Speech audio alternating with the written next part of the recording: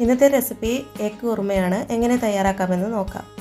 Pan ചൂടായിട്ടുണ്ട്. ഇതിലേക്ക് 2 table spoon വെളിച്ചെണ്ണ ഒഴിച്ചു കൊടുക്കുക. എണ്ണ ചൂടായിട്ടുണ്ട്. ഇതിലേക്ക് 3 സവാള നീളത്തിലരിഞ്ഞത് ചേർത്ത് കൊടുക്കുക. 3 പച്ചമുളക് അവരവരുടെ എരിവിനനുസരിച്ച് വേണം ചേർത്ത് കൊടുക്കാൻ.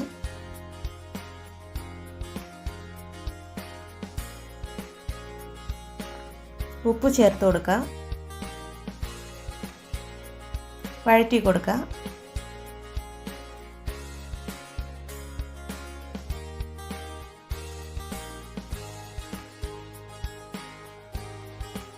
ഒന്നര ടീസ്പൂൺ ഇഞ്ചി വെളുത്തുള്ളി പേസ്റ്റ് ചേർത്ത് കൊടുക്കുക. കുറച്ച് കറിവേപ്പില ചേർത്ത് കൊടുക്കുക. ഇതെല്ലാം കൂടി ഒന്ന് മിക്സ് ചെയ്ത് കൊടുക്കുക.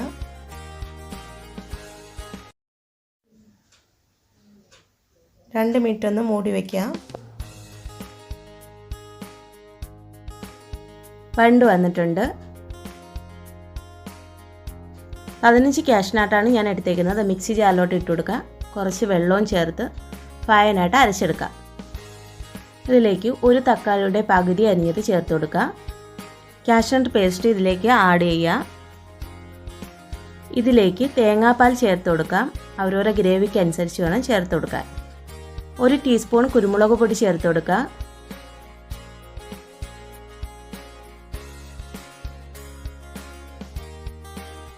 മുക്കാൽ ടീസ്പൂൺ ഗരം മസാല ചേർത്ത് കൊടുക്കുക. മിക്സ് ചെയ്ത് കൊടുക്കുക. ഇതിലേക്ക് പുഴുങ്ങി വെച്ചിരിക്കുന്ന മുട്ട ചേർത്ത് കൊടുക്കുക. 4 മുട്ടയാണ് ഞാൻ എടുത്തേക്കുന്നത്.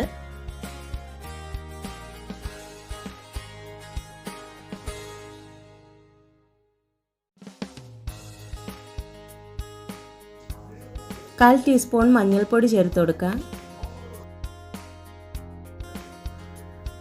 ഇതിലേക്ക് കുറച്ച് കസ്തൂരി മെന്തി ചേർത്ത് കൊടുക്കുക. ഓപ്ഷനിലാണ്. മിക്സ് ചെയ്ത് കൊടുക്കുക.